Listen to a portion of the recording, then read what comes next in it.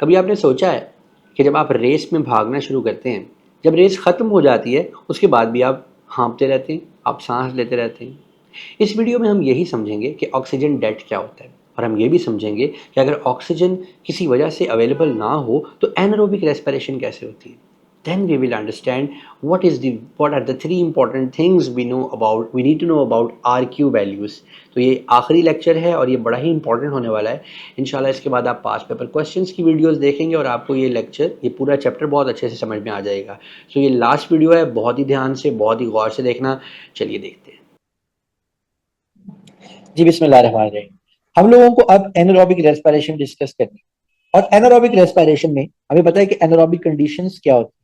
ऐसी कंडीशंस जहां पर आपके पास ऑक्सीजन की अवेलेबिलिटी ना हो, when oxygen is not available, हम कहते हैं कि यहाँ पर एनारोबिक रेस्पिरेशन हो रही है। पहले हम एनारोबिक रेस्पिरेशन अपनी बॉडी में डिस्कस करेंगे और उसके बाद हम एनारोबिक रेस्पिरेशन यीस्ट में डिस्कस करेंगे। देखो बेटे, जब आपकी बॉडी में ऑक्सीजन शॉर्ट हो जाती है, जहां तक ऑक्सीजन का कोई रोल नहीं है वहां तक रेस्पिरेशन होती रहेगी। यानी जब आपने देखा था कि ग्लूकोज जब आपने देखा था कि ग्लूकोज पायरूवेट के अंदर कन्वर्ट हो जाता है, ग्लूकोज पायरूवेट के अंदर कन्वर्ट हो जाता है, तो क्या हो रहा होता है? ये सारे का सारा प्रोसेस जो आपके सामने चल रहा था, दिस वाज ग्लाइकोलिसिस। ग्लाइकोलिसिस ये सक्सेसफुली ऑपरेट हो जाता है। ग्लाइकोलिसिस सक्सेसफुली ऑपरेट हो जाता है। उसके बाद क्या होता है? ये जो आपके पास पायरूवेट बन गया, आपके पास एटीपी जो एटीपी में कन्वर्ट हुए वो भी हो गए, जो एटीपी में कन्वर्ट होने थे वो भी हो गए। मगर जो आपके पास यहाँ पर दो हाइड्रोजन निकले थे, उन हाइड्रोजन्स को डंप करना बड़ा जरूरी है। होता क्या? आपके पास NADI और NAD, इन दो हाइड्रोजन्स को उठाकर क्या कन्वर्ट हो गए? बन गए NADH। अब इन NADH में दोबारा NAD में कन्वर्ट हो, इसके लिए इनको अपने ये दो हाइड्रोजन कहीं ना कहीं डंप करने पड़ेंगे, कहीं ना कहीं देने पड़ेंगे। लिहाजा हमारे पास पायरूवेट कन्वर्ट हो जाता है लैक्टेट के अंदर। पायरूवेट लैक्टेट के अंदर कन्वर्ट हो जाता है। कैसे हो जाता है? यहां से दो हाइड्रोजन्स लेके, और by the help of an enzyme which is called lactate dehydrogenase, lactate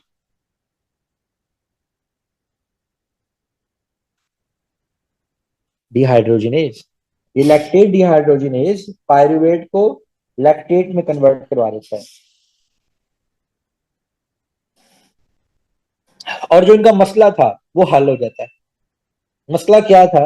मसला ये था कि ये जो दो हाइड्रोजन ग्लाइकोलिसिस में प्रोड्यूस होंगे, ये कहाँ जाएंगे? और आप देखिए कि आपके पास ओवरऑल दो एटीपीस का नेट गेन भी आ जाता है, जो कि आपने अपनी छोटी क्लासेस में पढ़ा हुआ था कि जब ऑक्सीजन की गैर मौजूदगी में हमारे पास रेस्पिरेशन होती है, तो हमारे पास ये सारे का सारा प्रोसेस क्या हो रहा होता है? इसमें हमारे पास बहुत कम एटीपी बन रहे होते हैं, यानी कि हमें दो एटीपी मिल रहे होते हैं। तो वो आपको यहाँ पर सामने नजर आ गया कि दो एटीपी इधर हमारे पास बन रहे हैं। अब ये तो होगी हमारी बॉडी के अंदर कैरेक्टरिस्टिक्स, राइट? सो मैमल्स के अंदर आपको जो पॉइंट्स याद रखने हैं, वो क्या याद रखने कि ये हो कहाँ रही होती है। यानी अगर हम बॉडी में एनारोबिक रेस्पिरेशन की बात कर रहे हैं, तो एग्जाम में लिखते हुए आपको क्या क्या पॉइंट्स याद रखने हैं? आपको ये याद रखने हैं कि यार या तो ये लिवर में हो रही है,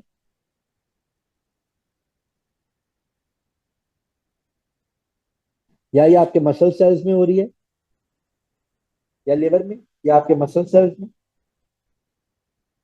ठीक है जी। और उसके बाद ये हमारे पास जो मैमल्स के अंदर हो रही है, ये रिवर्सेबल है। यानी आपका लैक्टेट दोबारा से पायरूवेट में कन्वर्ट हो सकता है। It is reversible. It is reversible. ठीक है जी। और ये सिंगल स्टेप है, this is a single step.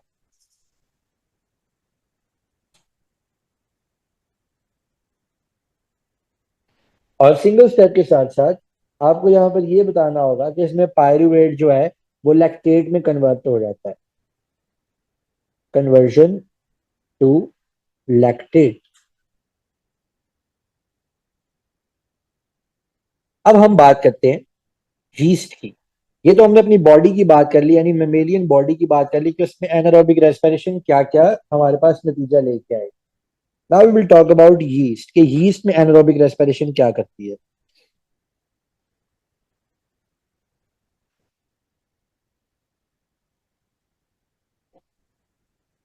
Yeast में भी बेटे ऐसे ही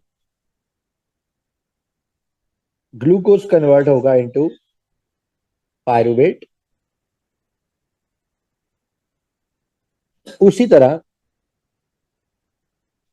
एडीपी कन्वर्ट होंगे in the form of ATP. उसी तरह इसमें से दो हाइड्रोजन निकलेंगे जिनको कन्वर्ट किया जाएगा, आपका एनएडी आएगा और वो इनको उठाकर क्या बन जाएगा, एनएडीएच। और एनएडीएच को दोबारा एनएडी बनना होगा, इसको अपने अंदर से दो हाइड्रोजन देने होंगे। मगर यहां पर हमारे पास दो स्टेप्स हैं। ये पायरुवेट में से एक कार्बन डाइऑक्साइड, पायरुवेट आपको पता है कि 3 कार्बन, पायरुवेट 3 कार्बन है। इस पायरुवेट में से आपके पास एक कार्बन डाइऑक्साइड निकल जाएगी और पहले बनेगा इथानल, और उस इथानल में जब ये दो हाइड्रोजन ऐड होंगे और यहां पर एक एंजाइम एक्ट करेगा, उसका नाम होगा अल्कोहल डिहाइड्रोजिनेज।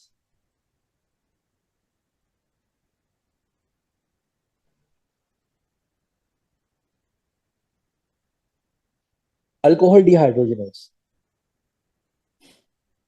ये अल्कोहल डिहाइड्रोजिनेज इथानल को कन्वर्ट कर देगा इनटू इथानॉल।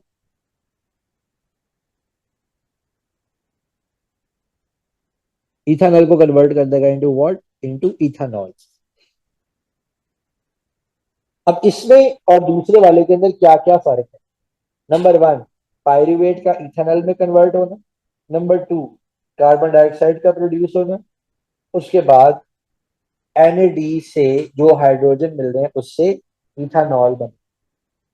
अब आपको बेटे इन दोनों के डिफरेंसेस के बारे में पता होना चाहिए कि इन दोनों के अंदर क्या क्या डिफरेंसेस है। रिड्यूस्ड एनएडी प्रोड्यूस हो रहा है ग्लाइकोलिसिस के जरिए, थोड़ी सी अमाउंट ऑफ एटीपी प्रोड्यूस हो रही है, कार्बन डाइऑक्साइड रिलीज हो रही है और इथानॉल फॉर्म हो रही है। और दूसरे के अंदर आपने देखा कि कौन कौन सी चीजें काम कर रही हैं। अब ये क्या है, ये रिवर्सेबल नहीं है, इट इज नॉन रिवर्सेबल।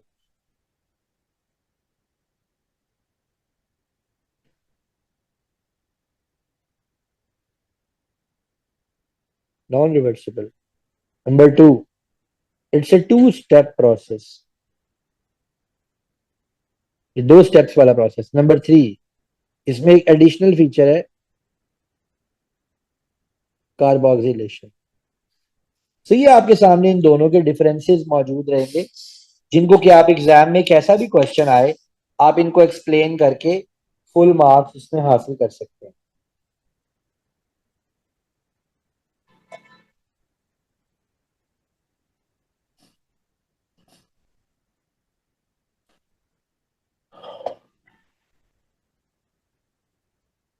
अब हमें आगे बात करनी होगी एक बड़े इंपॉर्टेंट कॉन्सेप्ट की, और वो कॉन्सेप्ट है concept of oxygen depth.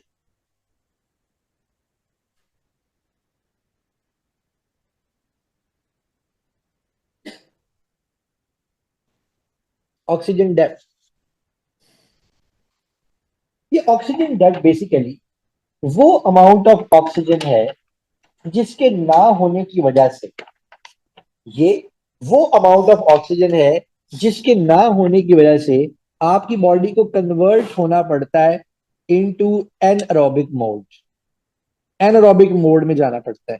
Depth होता है क्या है, जो कि आपको बाद में पे बैक करना हो,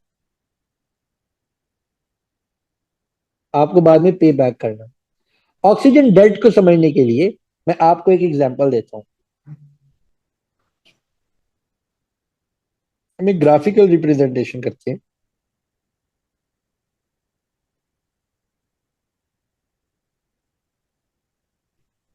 यहां पर हम एक आदमी का ग्राफ बनाते हैं for the Uptake of oxygen, O2 Uptake, O2 Uptake पर डेसीमीटर क्यूब पर मिनट, पर डेसीमीटर क्यूब पर मिनट। ठीक है जी। और यहां पर नीचे हम लगाती है टाइम इन मिनट्स।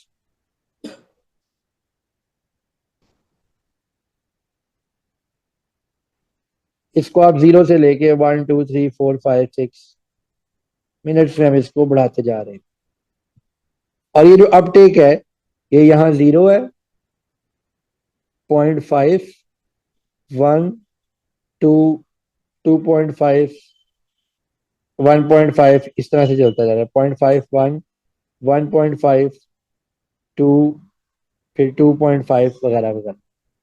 अभी पहले हम आपको बताते हैं कि ये स्टेट ऑफ रेस्ट में, दे आर रेस्टिंग, तो इनकी अपटेक होगी थोड़ी सी यूं। जैसे ही इन्होंने, अब ये स्टेट ऑफ रेस्ट कंप्लीट हुई, जैसे ही इन्होंने एक्सरसाइज शुरू की,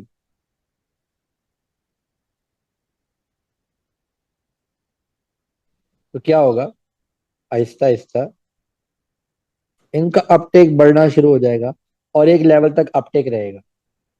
अब होगा क्या, इस पॉइंट से लेके इस पॉइंट तक एक डेफिसिट जनरेट होना शुरू हो जाएगा।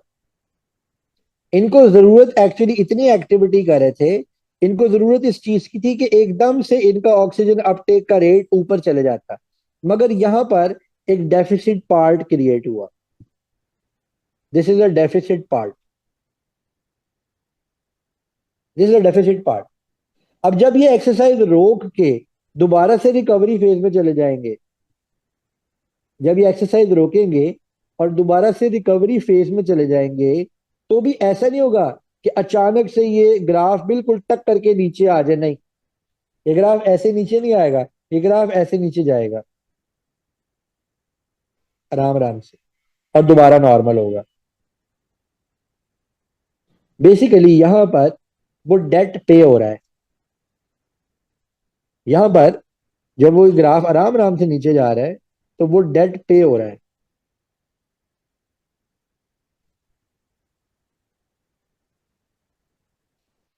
कैसे पे हो रहा है, जैसे आहिस्ता आहिस्ता सांस चढ़ना शुरू हुआ था, वैसे ही आहिस्ता आहिस्ता सांस आपका उतरना भी शुरू होगा। ठीक है जी। So this is the paying back of the date.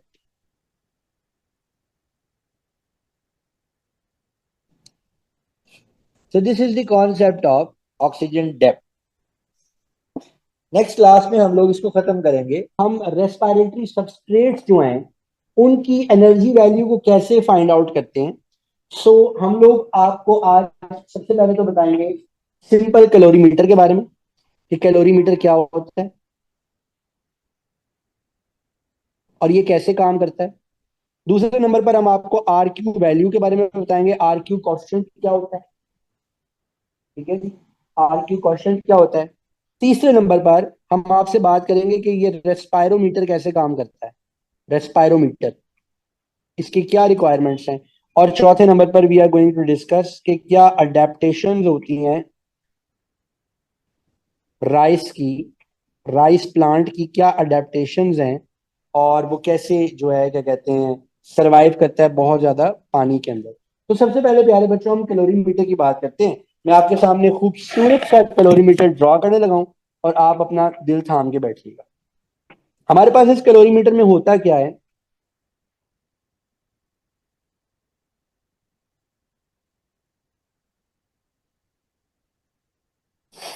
हमारे पास एक बहुत बड़ा कंटेनर होता है। इस कंटेनर के अंदर हम लोगों ने एक शीशे का एक चैम्बर बनाया हुआ होता है। इसको हमने कनेक्ट किया हुआ होता है एक पाइप के साथ।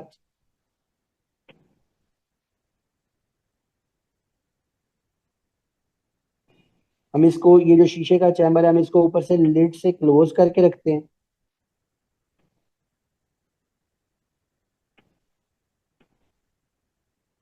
ये पाइप ऊपर जा रही है, यहाँ पे हमने वाटर फिल किया होता है, इधर पानी ही पानी होता है।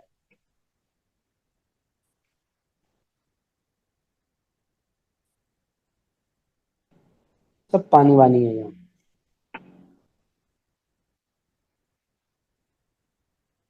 ठीक हो गया।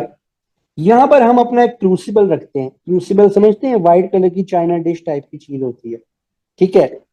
और उसके बाद हम यहाँ से इसको सप्लाई ऑफ ऑक्सीजन, आप जाहिर है कोई चीज जलानी है आपने तो आपको उसको सप्लाई ऑफ ऑक्सीजन तो लेनी पड़ेगी। तो हम यहाँ से इसको अपनी ऑक्सीजन सप्लाई देते हैं।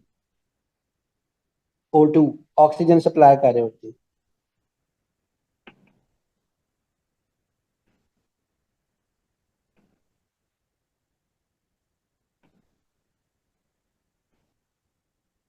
ठीक हो गया। अब इधर हम लोगों ने लगाया होता है एक थर्मामीटर,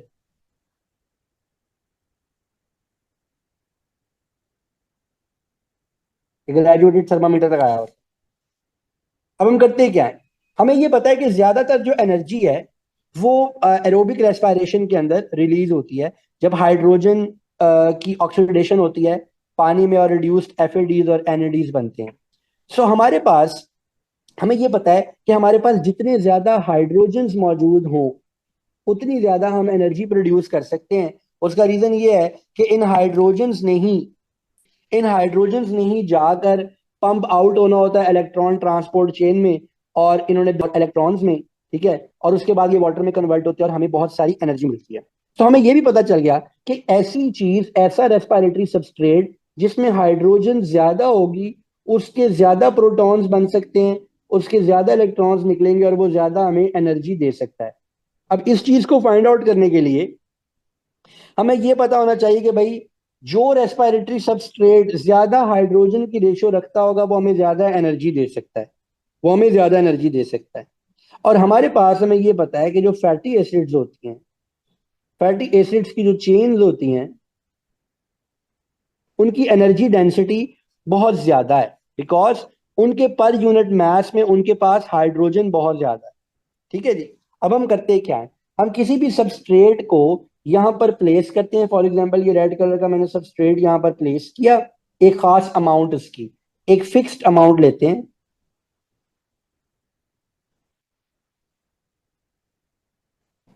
और हम उसके बाद उसको बर्न कर देते हैं, उसके बाद उसको हम आग लगा देते हैं। और ये नोट करते हैं, इस आग की वजह से इसके सराउंडिंग में जो वाटर है, जाहिर है हीट तो डिसिपेट होती है, इसके सराउंड कर रहा है इसको पानी। इस पानी का जो टेम्परेचर है वो कितना बड़ा है, कितना पानी का जो टेम्परेचर है वो इंक्रीज हुआ है। और हम यहां से अंदाजा लगाते हैं, जो पानी के टेम्परेचर को ज्यादा इंक्रीज कर सके, हम ये कहते हैं कि उसके पास उतनी एनर्जी वैल्यू ज्यादा है। अब ये जो राइज इन टेम्परेचर है कैलोरीमीटर का, इससे हम एनर्जी वैल्यूज निकाल सकते हैं। हमारे पास ऑलरेडी निकली निकल आई एनर्जी वैल्यूज जो हैं वो मैं आपके सामने रखता हूं, और उसके बाद मैं आपको रेस्पिरेटरी कॉएफिशिएंट के बारे में बताऊंगा। हमारे पास जो ऑलरेडी आई हुई वैल्यूज हैं उसमें हमारे पास जो कार्बोहाइड्रेट्स हैं, मैं कार्ब्स लिख रहा हूं, यहां पर लिख रहा हूं लिपिड्स, और यहां पर लिख रहा हूं प्रोटीन्स। इनकी कार्ब्स की energy density almost 15.8 kilo joule per gram है। लिपिड्स की almost 39.4 kilo joule per gram है। और प्रोटीन्स की near to carbohydrate 17 kilo joule per gram है। तो आप देख सकते हैं, चूंकि लिपिड्स के पास बहुत ज्यादा हाइड्रोजन्स मौजूद हैं, इसलिए लिपिड की ये जो एनर्जी डेंसिटी है ये बहुत ज्यादा है, इसीलिए लिपिड्स के अंदर ताकत भी ज्यादा होती है। तो ये तो बड़ा बेसिक था कैलोरीमीटर के बारे में जो हमने आपको बताया। अब हम लोग रेस्पिरेटरी कॉएफिशिएंट की तरफ चलते हैं, हम इसको बोलते हैं R Q. We call it RQ.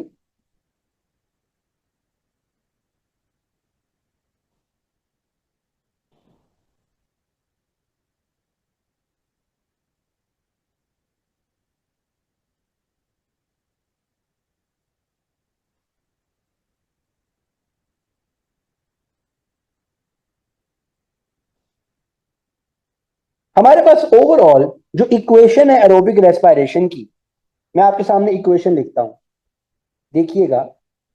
C6H12O6 plus oxygen gives carbon dioxide plus water plus energy. अब आप में से जो होशियार बच्चे हैं, जो इक्वेशन की बैलेंसिंग जानते हैं, उनको पता है कि इक्वेशन को बैलेंस करने के लिए हम यहां पर 6O2 लिखेंगे, यहां पर 6 कार्बन डाइऑक्साइड लिखेंगे और 6 वाटर लिखेंगे. अब ये इक्वेशन बैलेंस है. सो यहां पर हमें एक रेशो देखनी होगी. रेशो किस चीज की देखनी होगी? Ratio of oxygen taken in, ratio of oxygen taken in and carbon dioxide given out. Carbon dioxide given out. अब देखते हैं हमारे पास यहां पर क्या आंसर बन रहा है. हमारे पास यहां पर जो रेस्पिरेटरी कोएफिशिएंट हम कैसे फाइंड आउट करते हैं? रेस्पिरेटरी कोएफिशिएंट के लिए हम ये कहते हैं, इट इज द वैल्यू जिसमें हम volume of CO2 in unit time divided by volume of O2 taken in unit time. अब यहां ऊपर ग्लूकोज के लिए जो हमारे पास RQ बन रहा है, वो क्या बन रहा है? वो बन रहा है 6 divided by 6 is equal to 1. तो ये RQ वैल्यू आई 1. हमें इस बात से ये पता चलता है, RQ से दो तीन चीजें हमें पता चलती हैं. नंबर 1 कि ये रेस्पिरेशन एरोबिक हो रही है कि एनारोबिक हो रही है. हमारे पास रेस्पिरेशन एरोबिक है कि एनारोबिक है? क्योंकि एनारोबिक के अंदर तो हमारे पास ऑक्सीजन टेकन इन है ही नहीं. तो जब 6 डिवाइडेड बाय 0 आ जाएगा तो वो तो इनफाइनाइट हो जाएगा. अगर इनफाइनाइट आंसर आ रहा हो तो इसका मतलब ये रेस्पिरेशन एनारोबिक है. अगर आंसर पॉजिटिव में आ रहा हो तो इसका मतलब ये रेस्पिरेशन एरोबिक है. पहली बात तो ये पता चलती है. दूसरी बात हमें ये पता चलती है कि जो भी आप रेस्पिरेटरी सबस्ट्रेट यूज कर रहे हो, अगर उसकी वैल्यू लेस देन 1 आ रही है, उसकी जितनी स्मॉल वैल्यू आ रही है उतनी उसकी एनर्जी वैल्यू ज्यादा है. मिसाल के तौर पर हमारे पास RQ आया ग्लूकोज का और वो आया 1. तो ये एक यूनिवर्सल टेबल मैं आपको बताता हूं. हमारे पास जो कार्बोहाइड्रेट्स होंगे ना बेटे, उसका RQ होगा 1. हमारे पास जो लिपिड्स होंगे उसका RQ होगा 0.7, अराउंड 0.7. ठीक है ना? इसको यहां से याद रख दें कि लिपिड्स है, L फॉर लिपिड्स है और ये 0.7, और प्रोटीन ये P है, लाइक दिस. तो इसका RQ आ रहा होता है 0.9. अब कार्बोहाइड्रेट अगर आप उसका RQ चेक करें, उसको फॉल करना चाहिए 1 के आसपास. लिपिड्स का आएगा 0.7, प्रोटीन का आएगा 0.9. तो मैंने कहा पहले नंबर पे तो आप RQ से ये फाइंड कर सकते हो कि भाई ये एरोबिक हो रही है कि एनारोबिक रेस्पिरेशन हो रही है. पहले नंबर पे तो ये. दूसरे नंबर पर इसकी वैल्यू जितनी छोटी होगी, सबस्ट्रेट की एनर्जी वैल्यू उतनी ज्यादा होगी. नंबर 3, आप आइडेंटिफाई कर सकते हो कि विच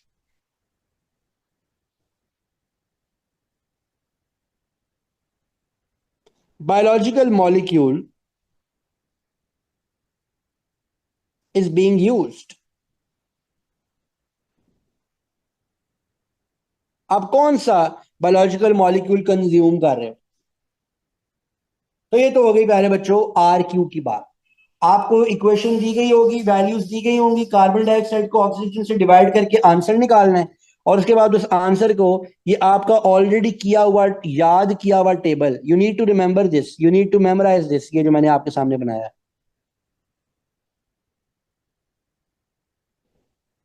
दिस, मेमोराइज, और आप सफल हो जाएंगे। आगे चल।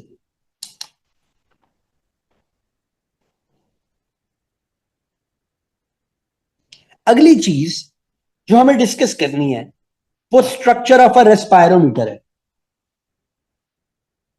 और इस रेस्पायरोमीटर की बात, तेरी खैर अजान, तुम इतनी देर से मीटिंग से आउट कैसे चले गए? मैं बोलता जा रहा हूँ इतनी देर से आप मीटिंग से आउट थे, इतनी देर से आप मीटिंग से बाहर थे, और मैं पूरा रेस्पिरेटरी कोएफिशिएंट बढ़ाया जा रहा हूँ, बढ़ाया। कोई बात नहीं, मैंने रिकॉर्ड कर लिया, आपको मिल जाएगा। सर मैं आपको मैसेज कर रहा था तो ग्रुप में आपको वो नोटिफिकेशन नहीं मैंने आया था शायद। वो मैंने माइक पे ऐड किया होता है ना, माइक चला रहा होता हूँ मोबाइल का, इसीलिए उसकी स्क्रीन शेयर हो रही होती है, तो वो पता नहीं चल रहा होता है। सॉरी कोई सर। बात नहीं, कोई बात नहीं। अच्छा, तो शुक्र है अभी मैंने इसको नीचे किया, मैंने कहा एक मिनट जरा बुक से कुछ चीजें निकालनी थी, तो चलो कोई बात नहीं।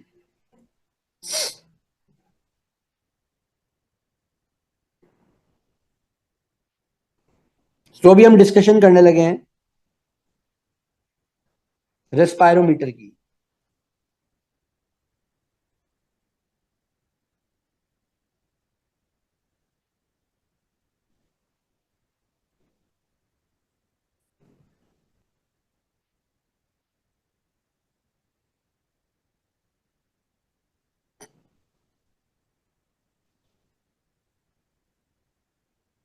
ये देखिए, ये आपके सामने एक रेस्पायरोमीटर है, मैं इसको स्निप कर लेता हूं।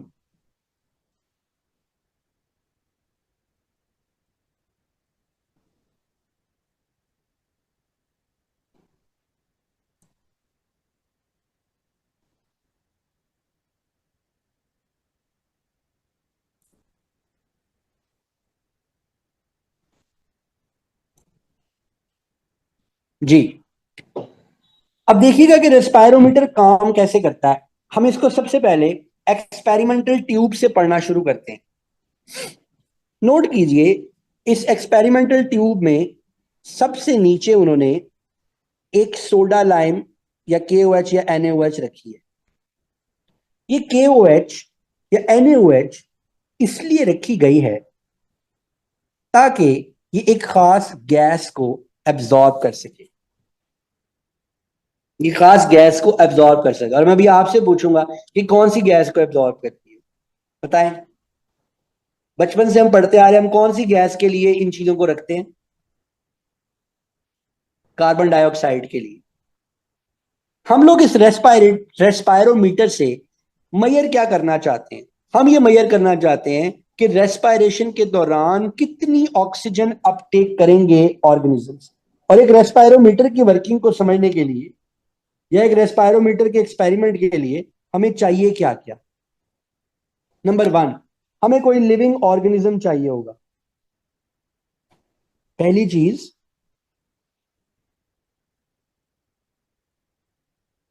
Living organism.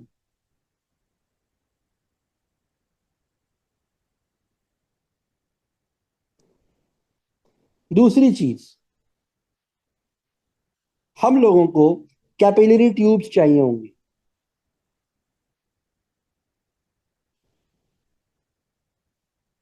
तीसरी चीज, हम लोगों को एक कंट्रोल ट्यूब चाहिए होगी, कंट्रोल ट्यूब। हम ये सब कुछ कर क्यों रहे हैं? हम ये मेजर करना चाहते हैं कि रेस्पिरेशन के दौरान O2 अपटेक कितना हो रहा है। ठीक है जी। और ये ऑक्सीजन कंजम्पशन जो है उसके बारे में हमें बताता है। आप ये देखिए, यहां पर हमने नीचे सोडा लाइम लगाया है। क्यों लगाया है? इसलिए लगाया है कि ये जो रेस्पिरेशन में कार्बन डाइऑक्साइड प्रोड्यूस करेंगे, ये कार्बन डाइऑक्साइड को ये लिक्विड एब्जॉर्ब कर लेगा और प्रोड्यूस्ड कार्बन डाइऑक्साइड हमारे रिजल्ट्स को ऑल्टर नहीं करेगी। गॉस प्लेटफॉर्म रखा ताकि जाहिर है ये लोग नीचे ना गिर जाएं, इसमें डूब ना जाएं। और उसके बाद नॉन वर्टिब्रेट्स, याद रखिएगा ये नॉन वर्टिब्रेट्स लिविंग होने चाहिए, ये नॉन वर्टिब्रेट्स लिविंग होने चाहिए।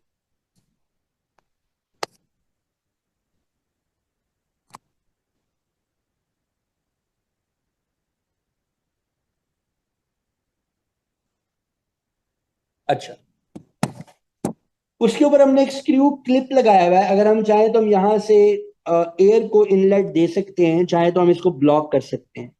उसके बाद आप एक कैपिलरी देखिए, कैपिलरी एक मैनोमीटर के साथ अटैच्ड है।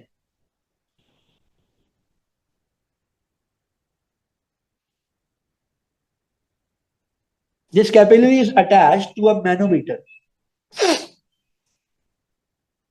और उसके अंदर एक लिक्विड डाल दिया गया है। दूसरी तरफ हमारे पास वैसे ही सोडा लाइम है,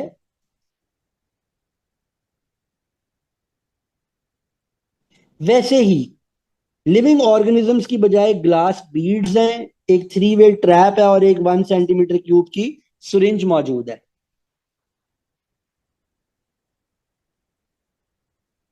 अब होगा क्या, हम अपने ये जो हमने ओवरऑल इस सेटअप को रखा हुआ है, सबसे पहले तो हम इसके टेम्परेचर को मेंटेन करेंगे। We will maintain the temperature.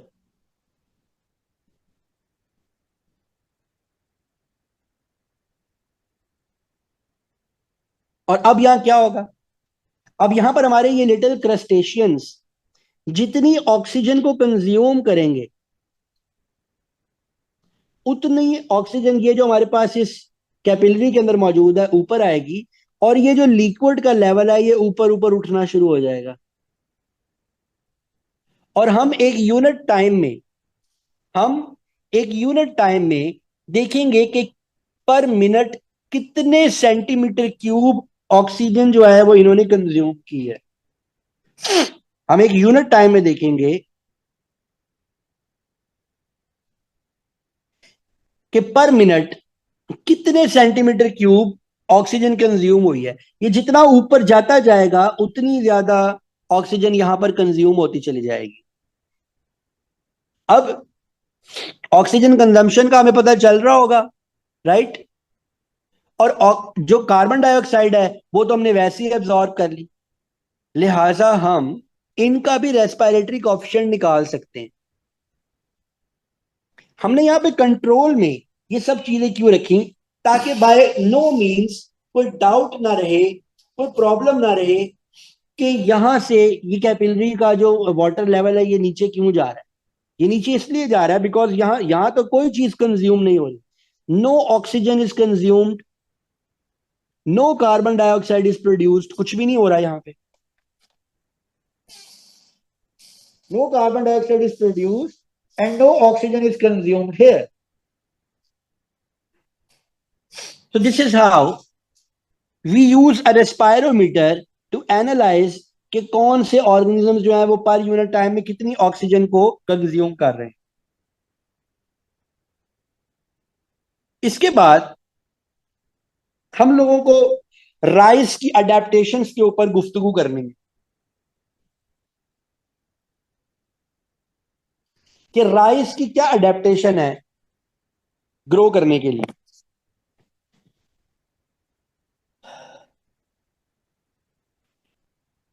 आपको पता है कि चावल की फसल हम कैसे लगाते हैं।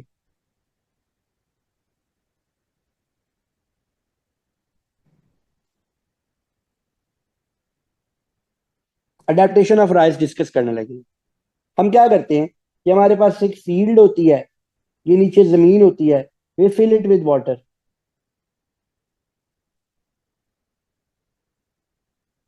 हम उसको पानी से भर देते हैं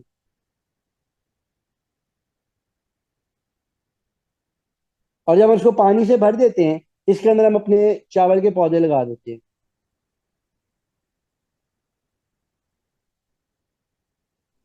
लिहाजा जो यहाँ पर हर्ब्स और शर्ब्स होती हैं, यानी जो यहाँ पर जड़ी बूटियां होती हैं,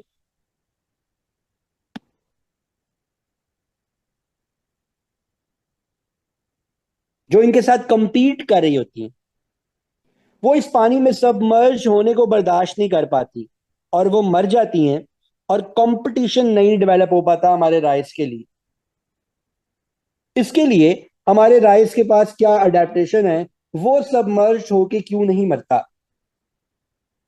तो राइस के स्टेम में हमारे पास एक खास तरह के टिश्यूज मौजूद होते हैं, जिनको हम बोलते हैं एरन कायमा टिश्यूज।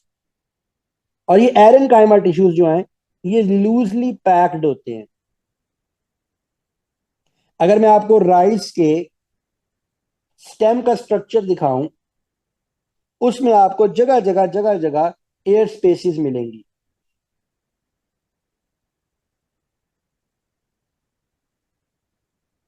और ये जो एयर स्पेसिस हैं, ये एरन कायमा टिश्यू है।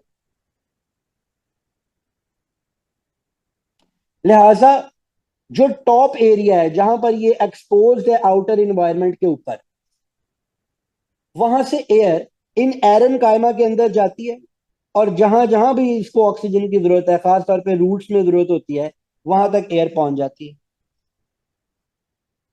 मगर फिर भी एक तो अडेप्टेशन इसकी एरन कायमा है, मगर फिर भी एनारोबिक रेस्पिरेशन शुरू होती है पानी की स्कार्सिटी की वजह से, और सबमर्ज रूट्स में अल्कोहल प्रोड्यूस होने लगती है। ये अल्कोहल ऑर्गेनिज्म के लिए टॉक्सिक होती है। लिहाजा इस अल्कोहल से निजात हासिल करने के लिए इसके पास एक एंजाइम होता है, और उस एंजाइम का नाम है alcohol dehydrogenase.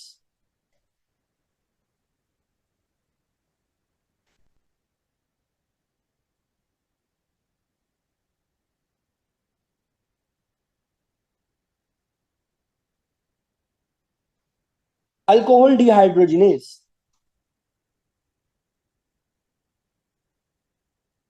So alcohol dehydrogenase से ये बनी हुई अल्कोहल को ब्रेक डाउन कर लेता है, और फिर ये फ्रेश का फ्रेश रहता है और अपनी जिंदगी को हंसी खुशी गुजार सकता है। तो ये इसकी 2-3 अडेप्टेशन आपको याद रखनी।